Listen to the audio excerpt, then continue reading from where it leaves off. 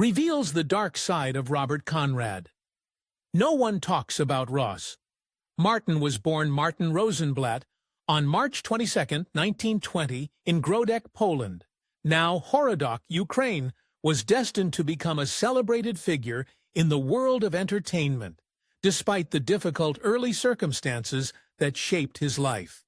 He was born into a Polish-Jewish family to parents Isaac and Sarah Rosenblatt. His early years in Poland were spent in a small town where his family faced the challenges that came with being part of a minority group in Eastern Europe. When Martin was just an infant, his family made the difficult decision to leave their home country in search of better opportunities, like so many Jewish families during this period. The Rosenblatts boarded the steamship Neurochel in Danzig, a city that at the time was under the administration of the League of Nations as a free city. The ship embarked on its journey to the United States on August 29, 1920, and arrived in New York Harbor on September 18. This voyage marked the beginning of a new life in America for the young Martin and his parents. Upon arrival in the U.S., the Rosenblatt family was sent to Ellis Island, where they underwent the formal inspection process required of all immigrants entering the country. As steerage passengers, they were among the millions who passed through Ellis Island, many of whom sought refuge or a fresh start in the United States. Settling in the Bronx, New York, the family worked hard to make a life for themselves. Martin, though young, had a unique linguistic ability, growing up speaking Polish, Yiddish, and some Russian, all of which would lay the foundation for his later fluency in other languages. He eventually learned English and went on to add French, Spanish, and Italian to his impressive linguistic repertoire, skills that would serve him well later in his acting career when performing in diverse roles. Martin attended City College of New York, where he demonstrated his intellectual capabilities, graduating magna cum laude. His success in academia was not limited to undergraduate studies. He later went on to earn a law degree from the National University School of Law, which would later become part of George Washington University Law School. Despite this formal education in law, business, and instruction, Martin chose a vastly different path for his future. His decision to pursue a career in acting would not only change his life, but also the trajectory of his professional career. Before making his mark in the acting world, Martin was involved in a comedy team with Bernie West, with whom he performed for several years. This partnership helped hone his comedic timing and set the stage for his transition into acting. He appeared on a variety of radio programs and live television broadcasts, gaining exposure and refining his craft. His stage debut came in 1953 when he appeared on Broadway in the musical Hazel Flag. Based on the 1937 screwball comedy film Nothing Sacred, this musical had a book by Ben Hecht, lyrics by Bob Hilliard, and music by Jules Stein. The story was centered around a woman who is mistakenly reported dead, only to find that the publicity turns her into a media sensation. Although Hazel Flag was not a major success, Martin's performance on Broadway marked the beginning of his rise in the entertainment world. Martin's transition to film began in 1955 with his role in Conquest of Space, a science fiction film produced by George Powell and directed by Byron Haskin. In this Technicolor film, Martin played a supporting role in a story about the first interplanetary flight to Mars, launched from Earth's first space station known as the Wheel. The film explored the perilous journey of a five-man crew and their various dangers in space. And Martin's involvement in such a groundbreaking film added to his growing reputation in Hollywood. Following his film debut, Martin's career continued to expand with a brief but memorable role in The Colossus of New York, 1958, in which he played the scientist father of Charles Herbert's character. This performance demonstrated his versatility and marked another step in his rise within the film industry. In 1959, he appeared in the Alcoa Presents, One Step Beyond Episode Echo, a supernatural series that was popular during that era. His appearances on television were becoming more frequent, and he quickly gained recognition for his ability to play a wide range of roles. One of the turning points in Martin's career came when he was cast by the renowned director Blake Edwards. Edwards, known for his work in both comedy and drama, saw potential in Martin's ability to play diverse characters. Martin appeared in the 1959 Peter Gunn episode The Feud, playing a character named Sal. His role as Sal showcased his comedic chops and marked the beginning of a fruitful working relationship with Edwards. That same year, Martin's breakout role came when he was cast as Andomo, the charming and resourceful sidekick to the lead character, played by John Vivian in the CBS series Mr. Lucky, 1959 to 1960. The show, which centered on a gambler and his adventures aboard a luxury yacht, made Martin a household name, and his portrayal of Andomo earned him much praise for his comedic timing and unique characterization. Following the success of Mr. Lucky, Martin's career took another turn when he appeared in the 1962 thriller Experiment in Terror, directed by Blake Edwards. The film starred Lee Remick and Glenn Ford, with Martin playing the role of Red Lynch, an asthmatic kidnapper. His portrayal of Lynch was one of the more sinister roles in his career, showing his range as an actor who could move seamlessly between comedy and drama. The film's success cemented Martin's reputation as a versatile and talented actor. Another significant role for Martin came when he played the villainous Baron Rolf von Stupa in Blake Edwards' slapstick comedy, The Great Race, 1965. This film, starring Tony Curtis, Jack Lemmon, and Natalie Wood, was a lavish comedic epic that showcased Martin's impeccable comedic timing and his ability to bring an air of smooth malevolence to his character. His portrayal of Baron von Stupa, who was both ruthless and hilariously incompetent, was one of the highlights of the film, making him a standout in the ensemble cast. After his iconic performance in The Great Race, 1965, Ross Martin's career took a major leap forward when CBS cast him in what would become his most famous and beloved role.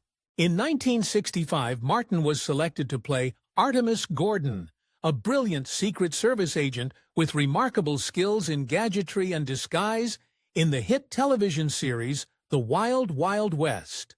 Martin's portrayal of Artemus Gordon became an instant sensation, and the character quickly became one of the most memorable figures in television history.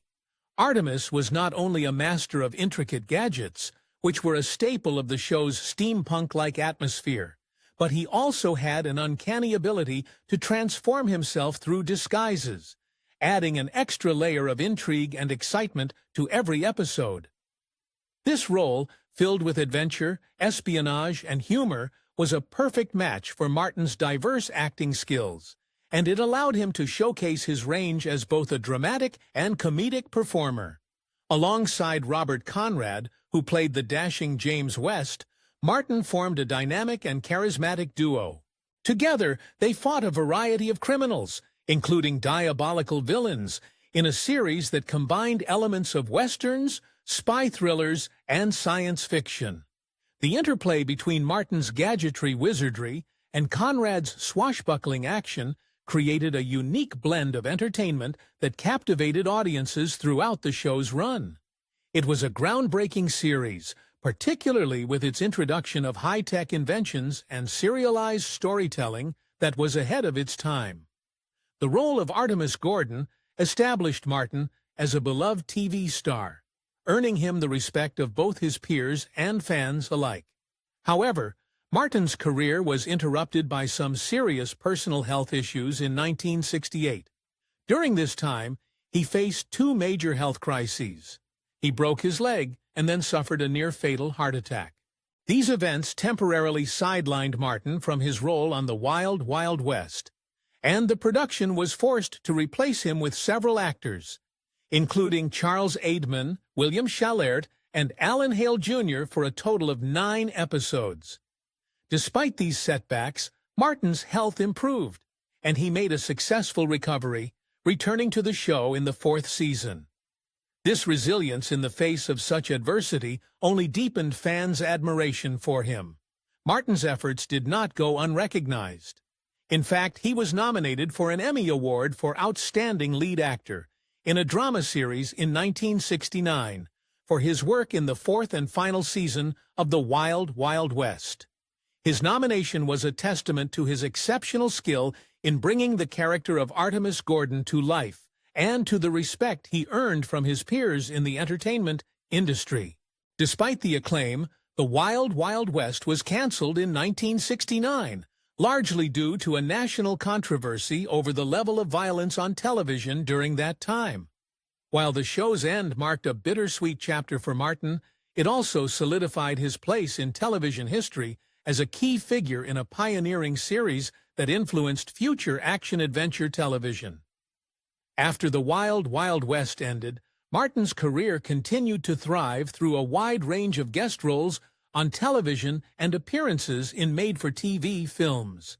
In 1970, he portrayed the Founding Father, Alexander Hamilton, in the NBC television special Swing Out Sweetland, which was hosted by the legendary John Wayne.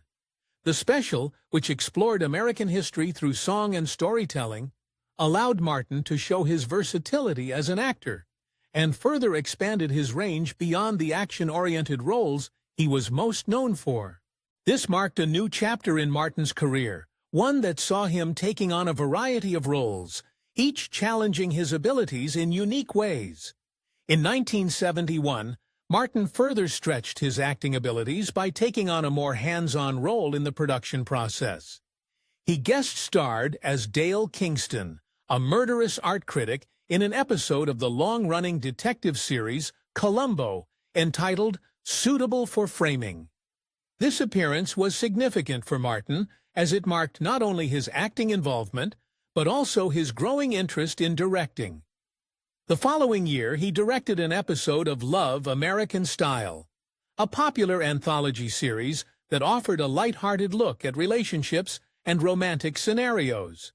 His directorial debut was met with positive feedback, showing his capability behind the camera, as well as in front of it. Martin would go on to direct another episode of Love, American Style in 1973, further cementing his reputation as a multifaceted talent in the television industry.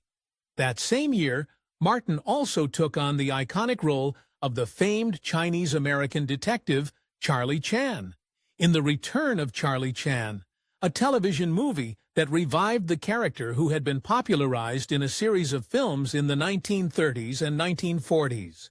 The role was a significant departure from Martin's previous parts, yet he handled it with the same poise and skill that made him famous.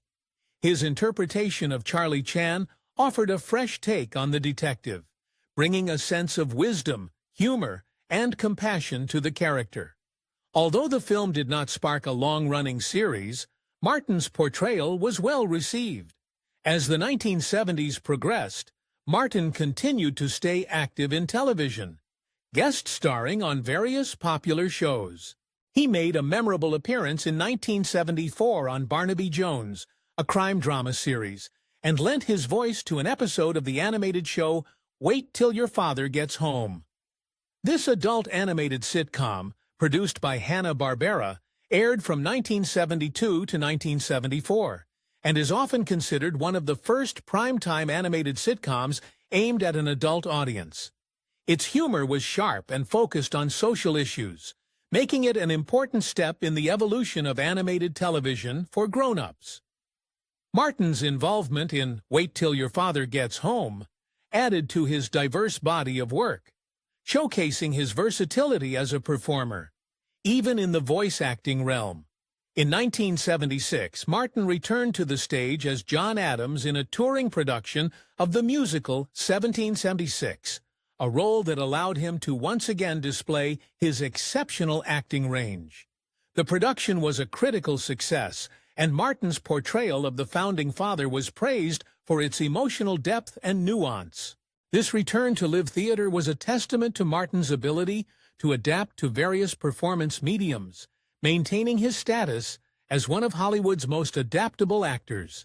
As the 1980s approached, Martin continued to be a fixture in the entertainment industry. He reprised his most famous role as Artemus Gordon in two Wild Wild West television movies, The Wild Wild West Revisited 1979 and More Wild Wild West 1980. These films were a nostalgic return to the beloved series, and fans were thrilled to see Martin once again embody the master of gadgets and disguises. In addition to these films, Martin had a recurring role on the iconic police procedural Hawaii Five-0, where he played the mobster Tony Alika. His four-episode arc on the show brought a new level of intrigue and danger to the series. In 1980, Martin appeared as Tom Thornton in an episode of The Love Boat, one of television's most enduring and popular shows at the time. His role as a guest star added to his ever-expanding portfolio of diverse characters. However, despite his continued success, Martin's life was sadly cut short. His final role came in the 1983 television movie I Married Wyatt Earp, in which he portrayed Jacob Spigler. The film aired 2 years after Martin's death, but his legacy as a talented and versatile actor lives on in the many roles he played throughout his career. Ross Martin's enduring influence on television and film continues to be felt by fans and professionals alike, and his remarkable body of work remains a testament to his exceptional talent. Ross Martin, who is best known for his role as Artemus Gordon on The Wild Wild West, had a long and successful career in television and film. But his on-screen partnership with Robert Conrad on that popular show wasn't without its complications. In an industry filled with egos and ambitious personalities, the dynamic between Martin and Conrad was complex, and over the years, Martin revealed a darker side to Robert Conrad that few people had discussed publicly. This side of Conrad remained largely concealed during their years working together, but Martin's candor in later interviews shed light on their often tense relationship. Their professional bond was punctuated by personal conflicts that were rarely seen by the public. Ross Martin, known for his professionalism and refined approach to acting, was deeply affected by the tension between him and Conrad. Martin's experience on The Wild Wild West was overshadowed by the strained working relationship between him and his co-star, who had a reputation for being difficult on set. Conrad, often hailed as a charismatic and energetic leading man, was known for his intense approach to his work. But behind this intensity, there was an undercurrent of manipulation, impatience, and an overwhelming desire to maintain the spotlight. For Martin, this meant being forced into the background despite his talents, which caused personal frustration over time.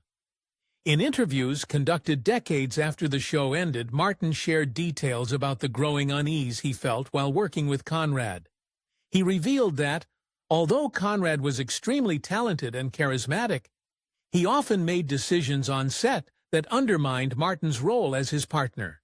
For example, Conrad's behavior was sometimes dismissive, and he frequently took the spotlight, even when it meant eclipsing Martin's performance.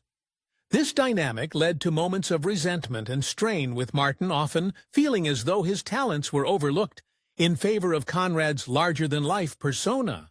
Beyond the professional tension, there were also rumors of personal clashes between the two. Reports of verbal confrontations and offset disagreements were common, but no one could have known the true nature of the animosity until Martin opened up about his experience. He spoke of times when Conrad would make underhanded remarks, attempting to discredit Martin in front of others, or undermine his contributions to the show. It wasn't just the on-screen partnership that suffered. Martin's sense of self-worth and his emotional well-being were tested by Conrad's off-putting behavior. As a result, the once promising chemistry between the two actors slowly deteriorated, and the bond that had initially seemed like a close friendship became strained. Ross Martin wasn't the only one who noticed Robert Conrad's darker side. Other cast members and crew members often whispered about Conrad's controlling behavior, and it became a known issue among those who worked closely with him. While Conrad's bravado and hard-nosed professionalism made him a force to be reckoned with in Hollywood, it also made him a difficult person to work with. There was no room for negotiation or compromise in his world, and this was especially evident during the Wild Wild West's production. According to Martin, these tensions made working on the show stressful at times, even though the show was a huge success. Conrad's ego and need for control extended beyond the boundaries of the show's set, with reports of him exhibiting similar behavior off-screen. Stories circulated that he would manipulate the show's scripts and production in order to ensure that his character received the most screen time and prominence. This level of control wasn't just about professional rivalry, it reflected a deeper insecurity and need for validation, as Martin later speculated. Despite this tension, Ross Martin never fully expressed anger or frustration toward Conrad in public, opting instead to focus on his craft and his commitment to the series. Martin's demeanor and professionalism were often praised, but behind closed doors, he admitted that the difficulties of working with Conrad had taken a toll on him. In interviews, he said that at the end of the day, the situation left him feeling as though he had been a supporting player in his own show, despite being an integral part of its success. Although Martin's career continued after the Wild Wild West and he achieved recognition for other roles, it is clear that the experience with Conrad had a lasting impact on him. The pressure of constantly playing second fiddle to Conrad's dominant presence weighed heavily on Martin, and the lasting effects were felt throughout his life. Years later, Martin reflected on the challenges of maintaining a professional demeanor in the face of a colleague whose darker tendencies often overshadowed the camaraderie they were expected to share. Robert Conrad, for his part, never publicly acknowledged the difficulties in his relationship with Martin, continuing to maintain a more positive, if occasionally self-aggrandizing, public persona. However, in recent years, more and more stories have surfaced about the complex and sometimes toxic environment that existed between the two co-stars. This revelation about the darker side of Robert Conrad's personality, as shared by Ross Martin, serves as a reminder that even in the glamorous world of Hollywood, personal relationships can be fraught with hidden struggles that aren't always visible to the audience. The story of Ross Martin and Robert Conrad is a testament to the fact that celebrity relationships are rarely as simple as they seem. While fans of the Wild Wild West will always remember the on-screen chemistry between the two actors, those who were close to them saw a different side, one that was marked by rivalry, jealousy, and unspoken tension. And although Ross Martin may have remained professional throughout, his revelations served to shed light on the realities of working with a star whose darker side was hidden from the public eye. On July 3, 1981, Martin suffered a fatal heart attack after a game of tennis at San Vicente Tennis Ranch, San Diego County Club of Ramona, California. He was rushed to the Palmerato Hospital in Poway, California, but was pronounced dead on arrival. He is interred in Mount Sinai Memorial Park Cemetery in Los Angeles.